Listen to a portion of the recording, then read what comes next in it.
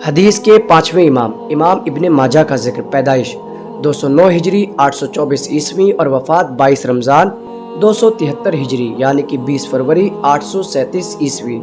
آپ کی کل عمر 64 سال ہوئی۔ آپ امام اعظم نعمان کی وفات کے 59 سال بعد پیدا ہوئے اور آج 2023 میں اس دنیا فانی سے رخصت ہوئے 1136 سال ہو چکے ہیں، اور آپ کی مزار مبارک ایران میں ہے۔ نام ابو عبداللہ آپ کی کنیت ہے، اور نام محمد بن یزید بن عبداللہ ابن ماجہ قزوینی الربعی ہے۔ آپ عراق کے مشہور شہر قزوین میں پیدا ہوئے، اس لیے آپ کو قزوینی بھی کہا جاتا ہے۔ بات کریں اس شہر قزوین کی تو یہ نارتھ سینٹرل ایران میں ہے اور یہ سی لیول سے 1278 میٹر اوپر ہے۔ یہ شہر ساسانین کنگ شاپور ایک نے بنایا تھا 250 عیسوی میں۔ اس کا پرانا نام شاپور تھا، بعد میں یہاں پہ اسلام کا آغاز ہوا اور پھر صفوید امپائر کا۔ اب بات کرتے ہیں ماجہ کی کہ یہ ماجہ کیا ہے۔ اس بارے میں بہت اختلاف ہے۔ کچھ لوگ کہتے ہیں یہ آپ کے دادا کا نام تھا اور کچھ لوگ کہتے ہیں کہ آپ کی والدہ کا نام تھا، لیکن مولانا عبدالرشید نعمانی فرماتے ہیں اس بحث کو یعنی کہ ماجہ کی بحث کو طے کرنے کا سب سے زیادہ حق قزوین کے مورخین کو ہے، یعنی کہ ہسٹورینز آف دی قزوین کو ہے، اور وہ لوگ فرماتے ہیں کہ محدث رافعی تاریخ قزوین میں امام ابن ماجہ کا تذکرہ کرتے ہوئے لکھتے ہیں آپ کا نام محمد اور آپ کے والد کا نام یزید ہے، اور ماجہ آپ کے والد یعنی کہ یزید کا لقب ہے۔ اور حافظ ابن کثیر البدایہ والنہایہ میں حافظ حنبلی کے حوالے سے لکھتے ہیں، جو قزوین کے خود مشہور مورخ یعنی کہ ہسٹورینز ہیں۔ وہ کہتے ہیں کہ یہ ماجہ امام ابن ماجہ کے والد یزید کا لقب ہے۔ سب سے بڑھ کر یہ کہ امام ابن ماجہ کے مشہور ترین شاگرد حافظ ابو الحسن فرماتے ہیں کہ یہ ماجہ آپ کے والد کا لقب تھا۔ ظاہر ہے کہ والد ہی کا لقب ہوگا، اور یہ ماجہ فارسی زبان کا لفظ ہے۔ اس سے ثابت یہ بھی ہوتا ہے کہ آپ عربی نسل کے نہیں تھے، اس لیے آپ کے نام کے ساتھ جو ربعی آتا ہے یہ آپ کی نسبت ولا ہے، نسلی نہیں۔ آئیے اب آپ کے والد کے نام یعنی کہ یزید پر تھوڑی سی باتیں کرتے ہیں تاکہ لوگوں کو آپ کے والد کے نام پر اعتراض نہ ہو۔ یزید کے معنی بہت اچھے ہوتے ہیں، اور اسلام میں ہر اس نام کو رکھنے کی اجازت ہے جس کے مطلب اچھے ہوں، لیکن کچھ نام ایسے ہیں جن کے معنی اچھے ہیں، مطلب اچھے ہیں، لیکن جن کے تھے ان کے کردار اچھے نہیں تھے، پھر وہ نام بھی خراب لگنے لگتے ہیں۔ جیسے کہ فرعون کا مطلب تو بہت اچھا ہے، یہ مصر کے شہنشاہوں کا لقب ہوا کرتا تھا، اور یہ مصری زبان کا لفظ ہے اور اس کا مطلب ہوتا ہے عظیم گھر۔ حضرت موسیٰ کے زمانے میں جو فرعون تھا اس کا نام ولید تھا، تو اس کا کردار اچھا نہیں تھا تو یہ نام بھی برا لگنے لگا۔ اسی طرح لفظ جو حامان ہے یہ فارسی زبان کا ہے، یہ ہبرو میں آیا پھر عربی میں آیا، جس کا مطلب ہوتا ہے سچا ہونا، لیکن یہ کردار اچھا نہیں تھا تو یہ نام بھی برا لگنے لگا۔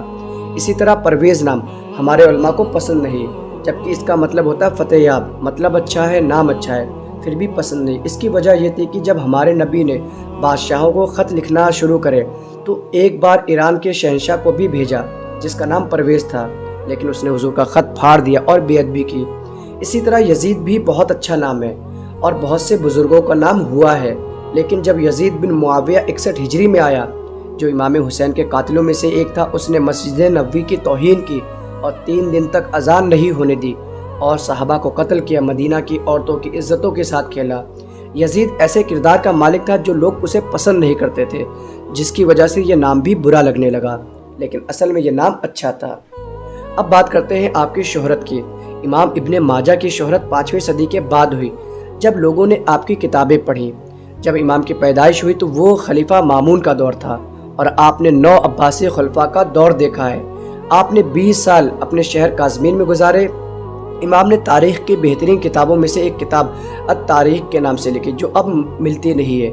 آپ ایک عظیم صوفی ہونے کے ساتھ ساتھ عالم بھی تھے، آپ جو کچھ بھی پڑھتے اس پر عمل کرتے۔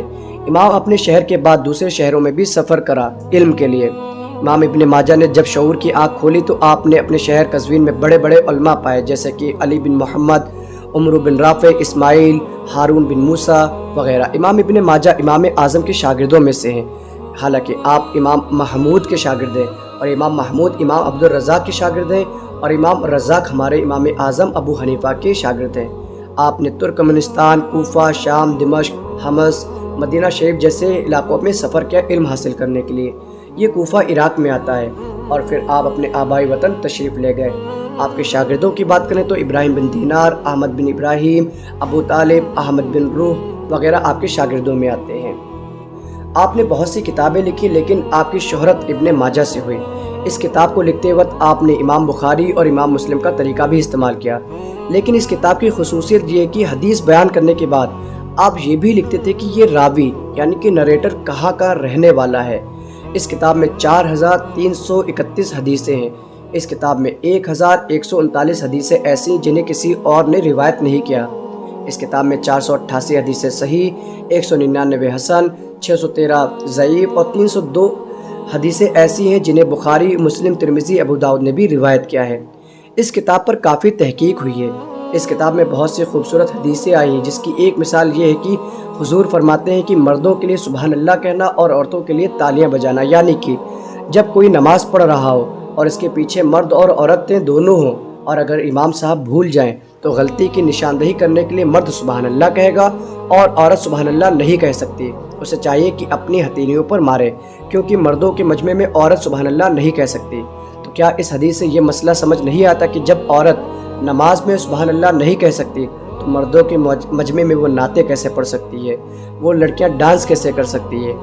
خیر، امام نے بہت سی کتابیں لکھی لیکن ابن ماجہ سے مشہور ہوئے۔ امام نے ایک نیک خاتون سے شادی کی تو آپ کی زوجہ نے آپ سے حدیثیں سیکھی اور دوسری عورتوں کو بھی سکھائیں۔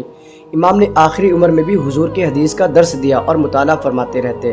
وفات: امام ابن ماجہ کی وفات بروز سوموار 21 رمضان المبارک 273 ہجری مطابق 20 فروری 886 عیسوی کو ہوئی۔ تدفین بروز منگل 22 رمضان المبارک 273 ہجری مطابق 21 فروری 886 کو ہوئی۔ امام ابن ماجہ کی عمر 64 سال ہوئی۔ آپ کے بھائی نے آپ کا جنازہ پڑھایا اور آپ کے بیٹے نے آپ کو قبر میں اتارا۔ کاش کہ ہم ایسے مزید زندگیوں کو پڑھ سکتے اور بیان کر سکتے تاکہ ہمیں یہ علم ہوتا کہ ایک دین کے ہونے کے ناطے ہمارے اپنے فرائض کیا ہوتے ہیں۔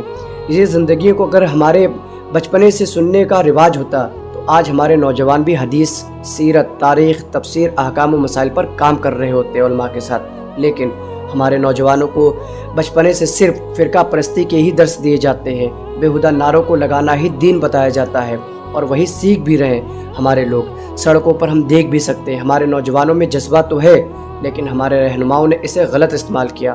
علامہ فرماتے ہیں، تیرے سینے میں ہے پوشیدہ راز زندگی کہہ دے، مسلمہ سے حدیث سوز و ساز زندگی کہہ دے، خدائے لم یزل کا دستے قدرت تو زباں تو ہے، یقین پیدا کر اے غافل کی مغلوب گما تو ہے، پرے ہے چرخ نیلی فام سے منزل مسلمہ کی، ستارے جس کی گرد راہ ہو وہ کارواں تو ہے، مکا فانی مکی فانی، ازل تیرا ابد تیرا، خدا کا آخری پیغام ہے تو جاوداں تو ہے، ہنا بندے عروس لالا ہے خون جگر تیرا، تیری نسبت براہیمی ہے معمار جہاں تو ہے، تیری فطرت امی ہے ممکنات زندگانی کی، جہاں کے جوہر مضمر کا گویا امتحاں تو ہے، جہان آب و گل سے عالم جاوید کے خاطر، نبوت ساتھ جس کو لے گئی وہ ارمغاں تو ہے، یہ نکتہ سرگزشتہ ملت بیضا سے ہے پیدا کہ اقوام زمین ایشیا کا پاسباں تو ہے، سبق پھر پڑھ صداقت کا، عدالت کا، شجاعت کا، لیا جائے گا تجھ سے کام دنیا کی امامت کا۔